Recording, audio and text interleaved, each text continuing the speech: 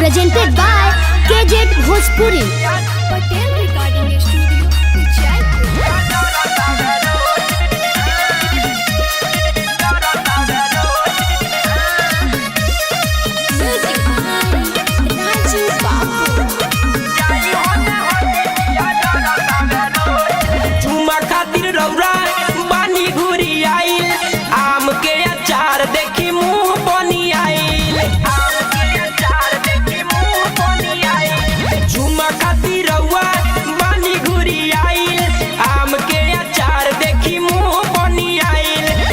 पिया लोई हम खोटी छोड़ी न कलाई पिया लोई हम खोटी जाई होने होती पिया जरतावे रोटी जाई होने होती पिया जरतावे रोटी जाई होने होती पिया जरतावे रोटी जाई होने होती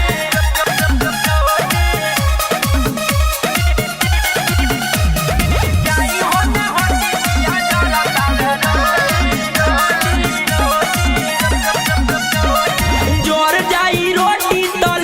कौना गोत आको बोले सुधार पिया रौराई लोट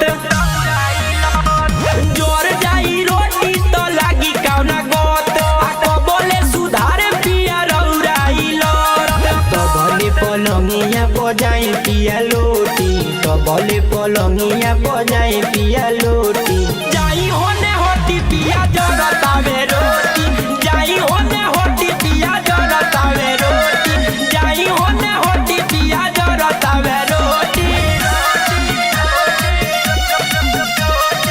Patel Recording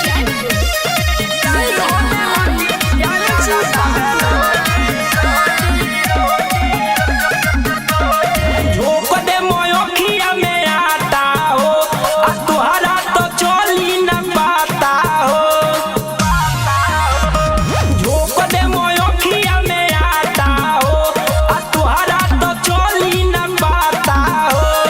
ललन मनीष मोहन माहुर हो गोटी ललन मनीष मोहन माहुर हो गोटी जाई होने होती पिया जरतावे रोटी जाई होने होती पिया जरतावे रोटी जाई होने होती पिया जरतावे रोटी